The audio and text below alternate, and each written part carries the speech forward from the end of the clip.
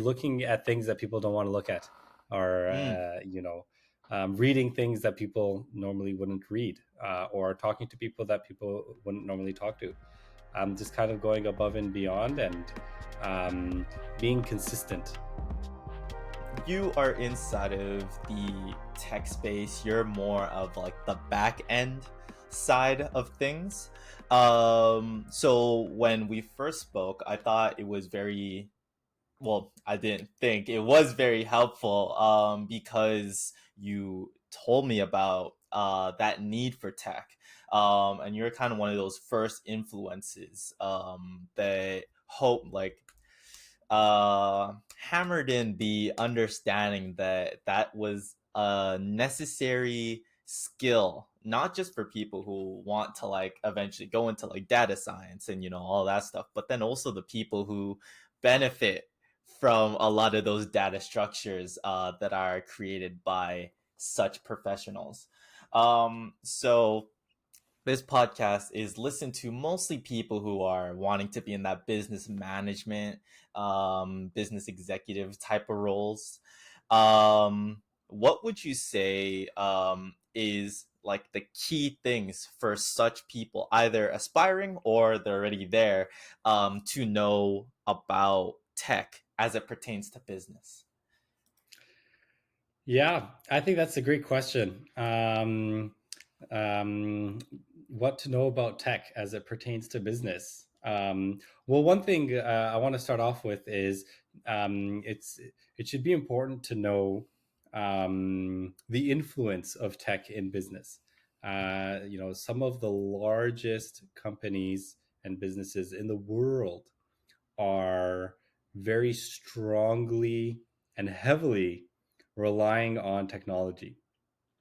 And so, even if you are, let's say, you work at Amazon and you are up involved in a lot of the meetings regarding the business strategies and decisions that they make, a lot of it is heavily relying on data provided by technology.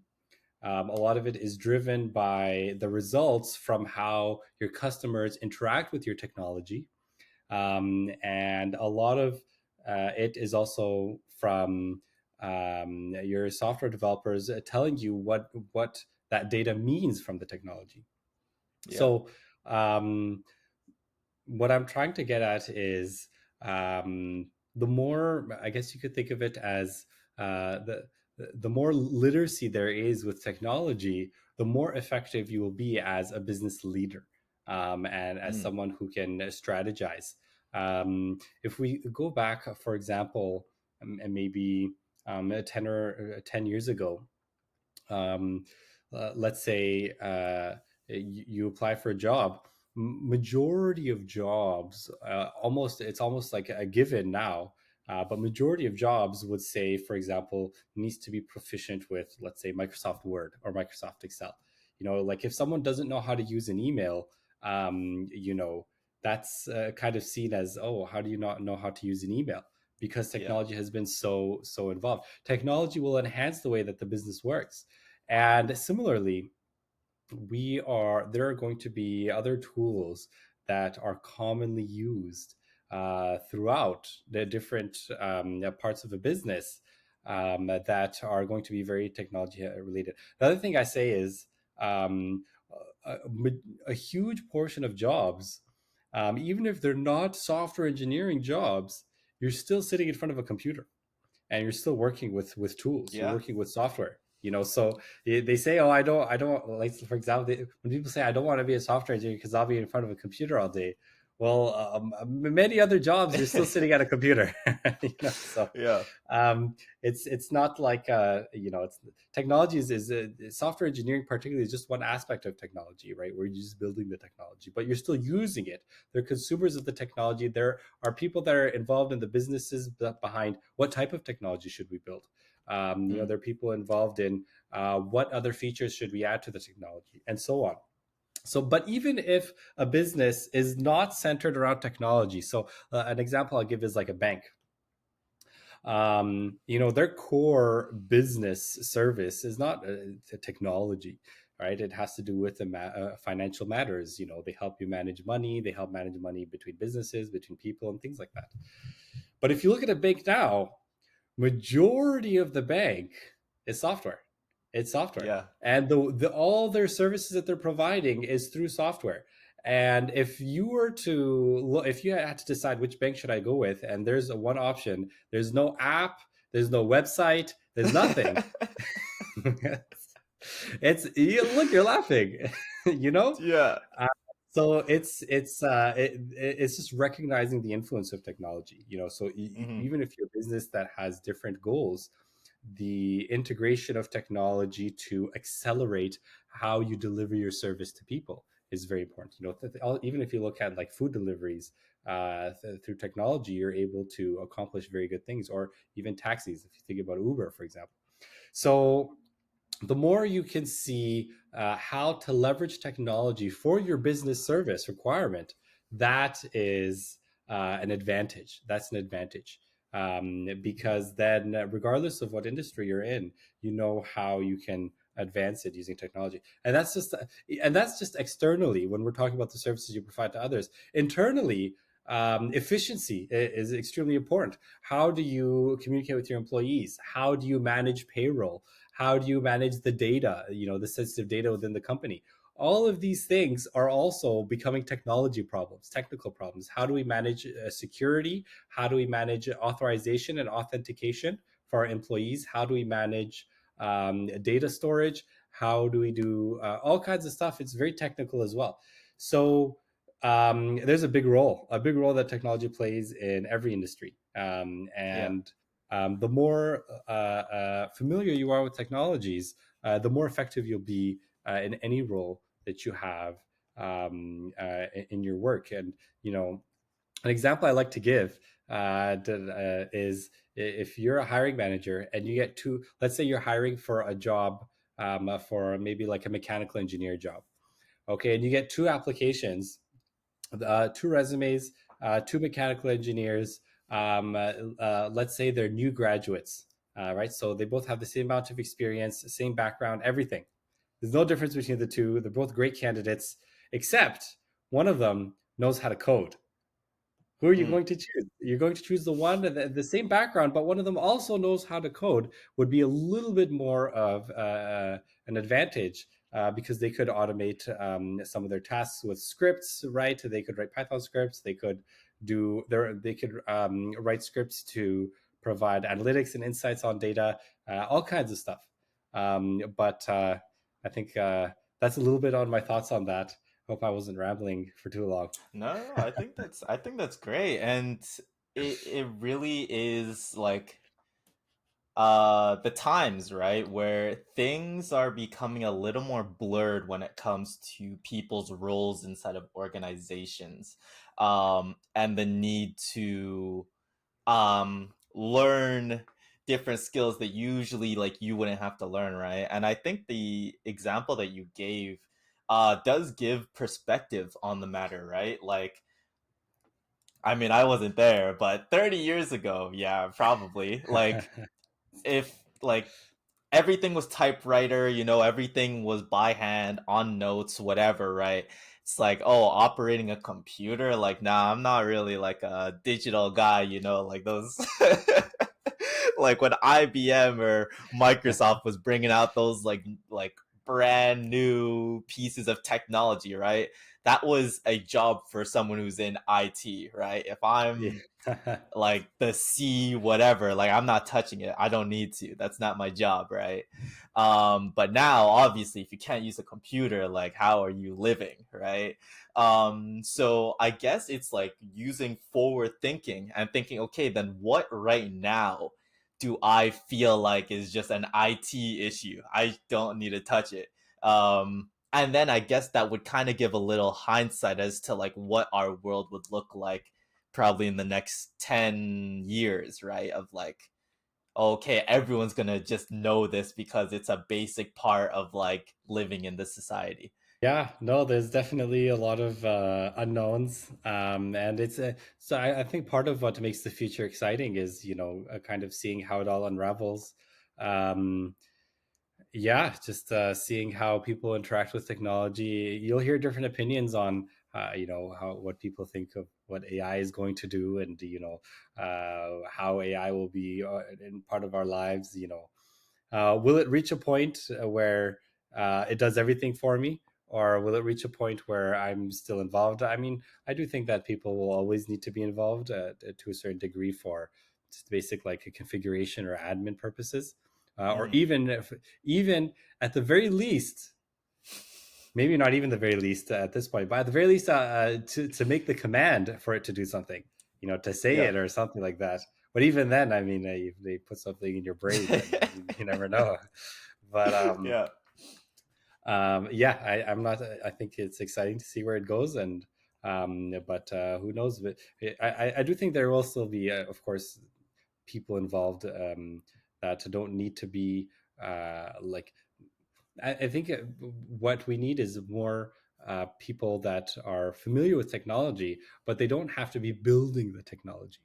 Mm. You know what I mean? But it still is a part of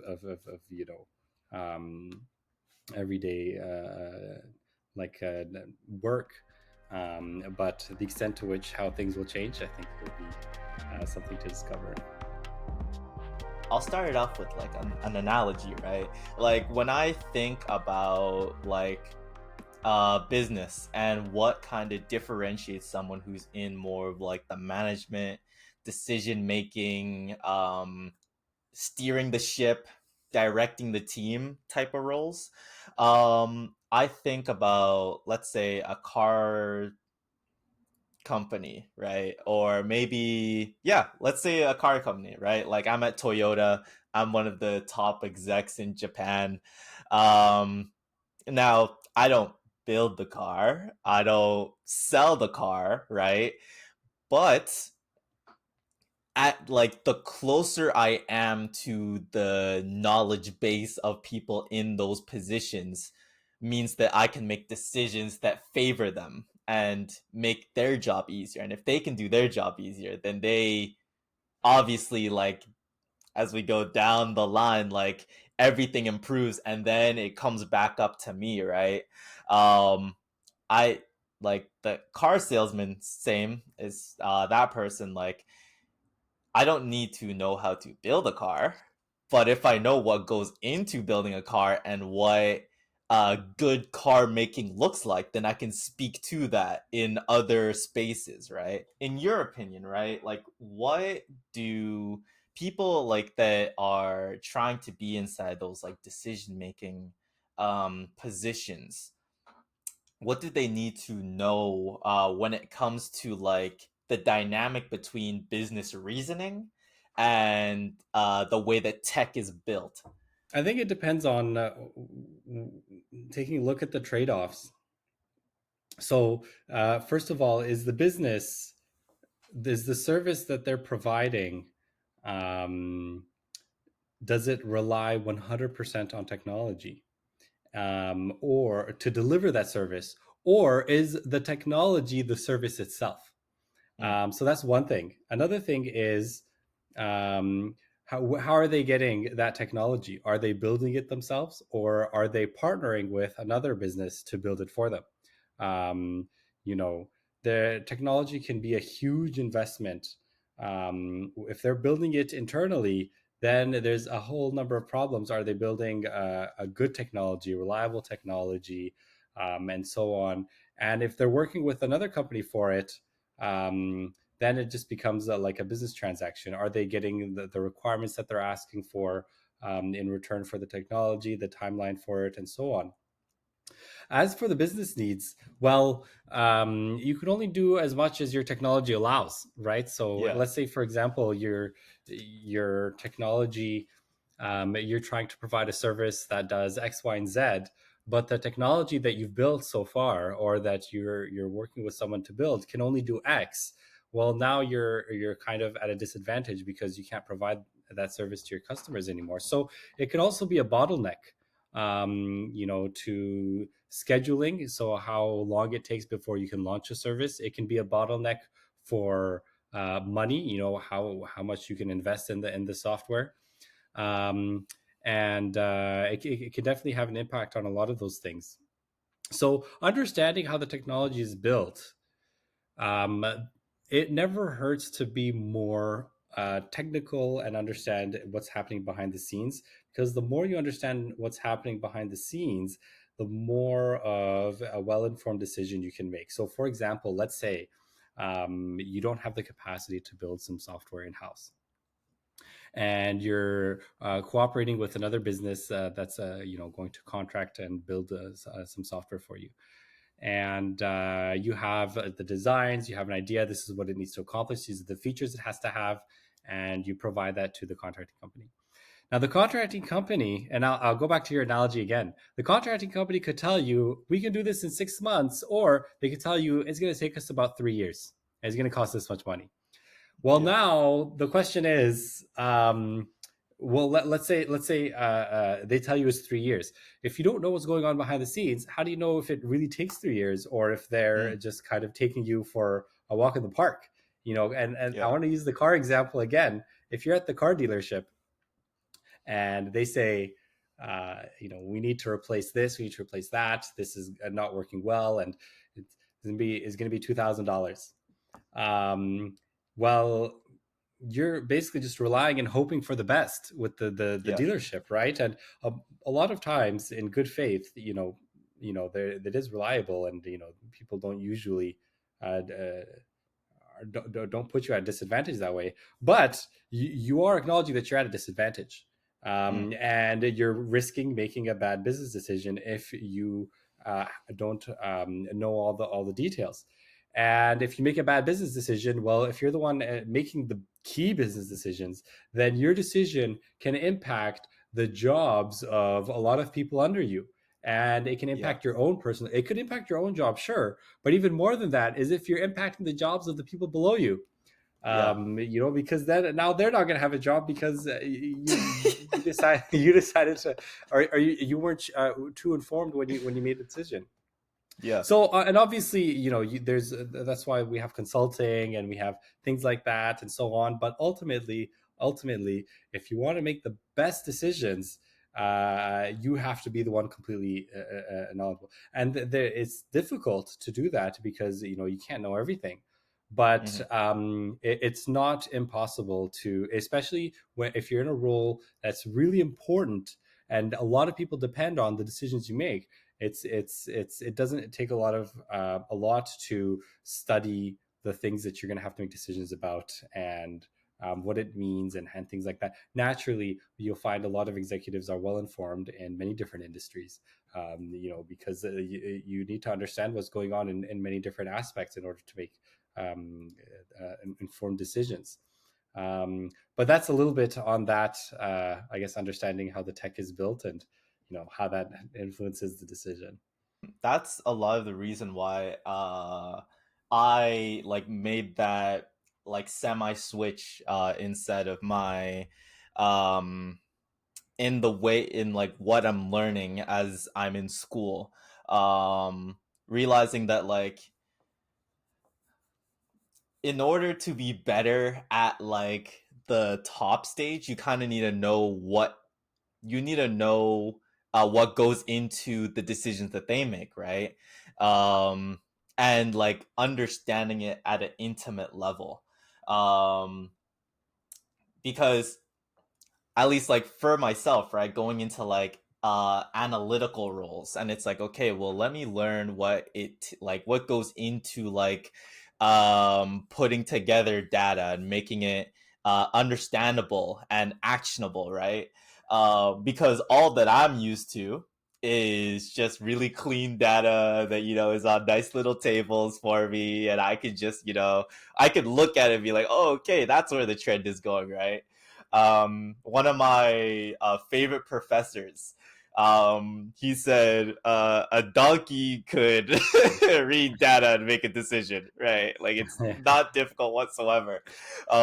Data that looks nice enough is actionable by anyone, children even, right? So that's not the hard part. That's not where the money is made, or where promotions are given.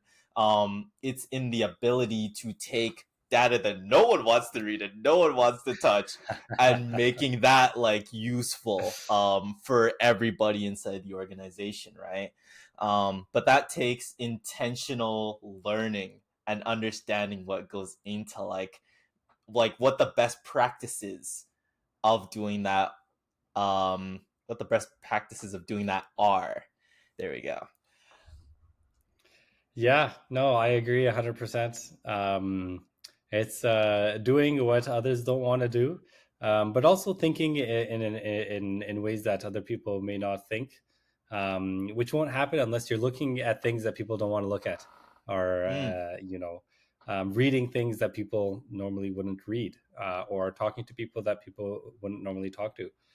Just kind of going above and beyond, and um, being consistent, bit by bit, throughout the days.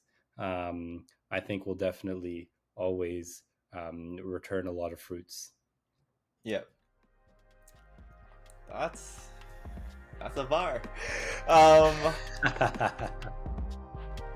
what would you say?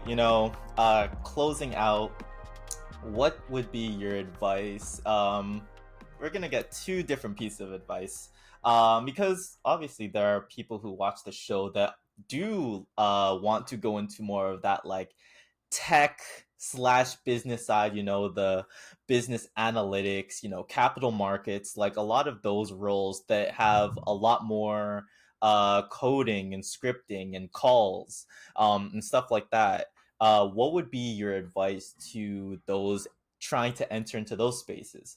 And then what's your advice for people who do not want to be anywhere near those spaces and they're more interested in the business management, project management, product management, like those kind of roles? What's your advice for those two individuals and how it is that they can make the most of their career or break into those career paths? Yeah, that's a great question.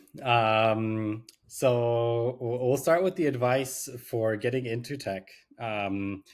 Or I guess getting more into tech along with their career.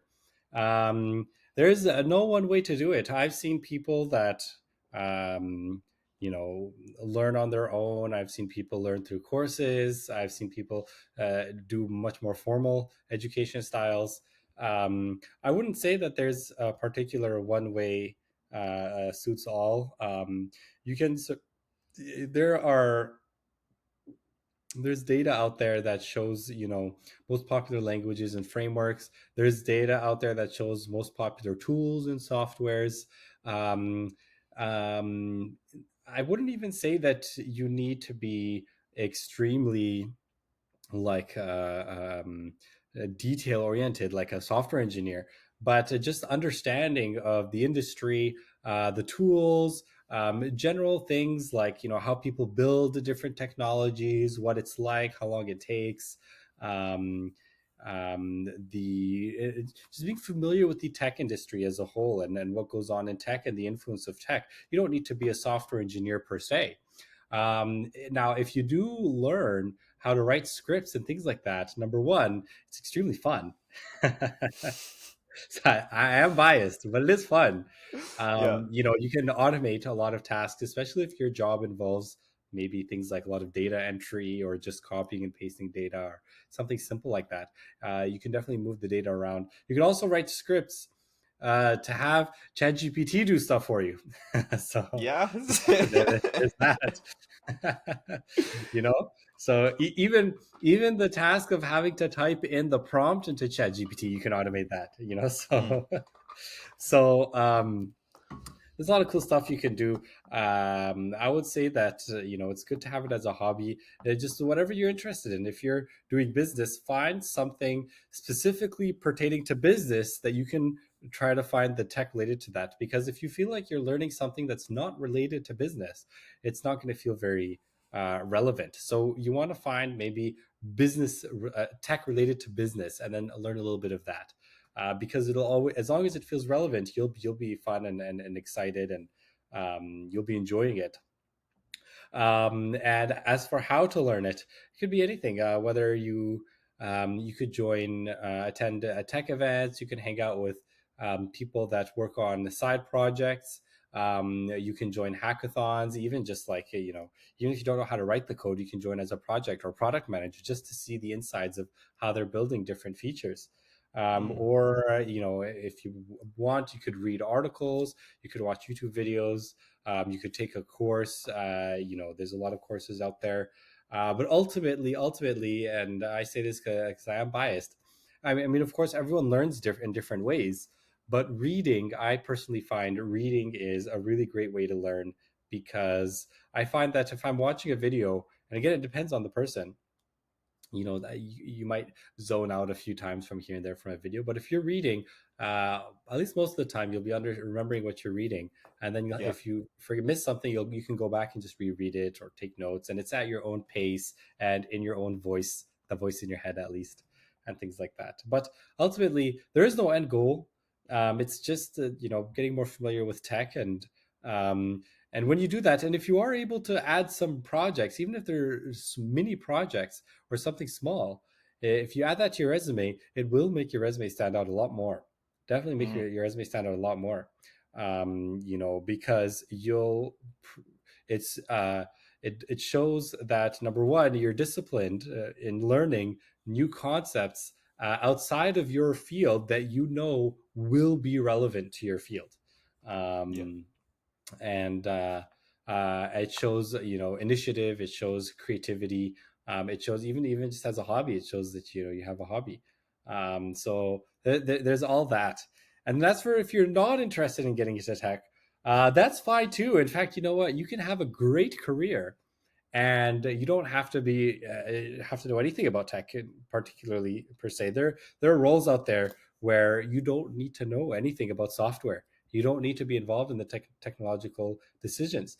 um, I mean, you can be a very in like executive level, but what you're governing probably won't be have some sort of influence in tech, or it'll be difficult to compete with a different executive role that governs a branch that involves tech, if you Mm, don't have an understanding of tech. But you can absolutely have a great career and never have to understand anything about Python or JavaScript, right? yeah. It's definitely not necessary.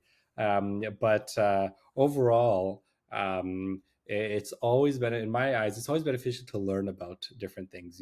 Even, and when I say this, we're having a technical conversation because I work as a software engineer.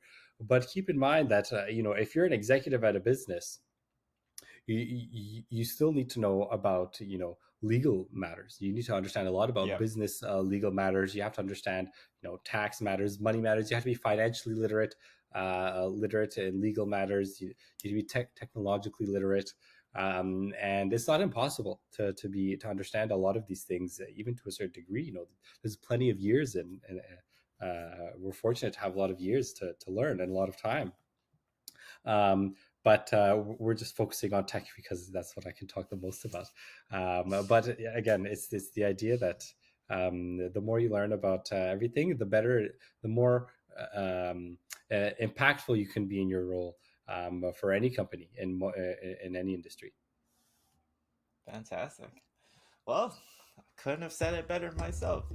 So, thank you so much, Kareem. I appreciate you taking the time and passing on some wisdom. Yeah, like you said, with everything, like it all culminates into making better decisions, and that's what we're trying to go after, even if it's 0.01% better than the last decision you made, right? We just want improvement in that way, and you can only do that by immersing yourself in new knowledge, new experience. So thank you so much. Yeah, no, I really appreciate having the opportunity, to join you and to talk about a few of these things. I appreciate being able to share some of my insights. It's always fun to chat and to talk about these things. Very glad that you invited me. Of course.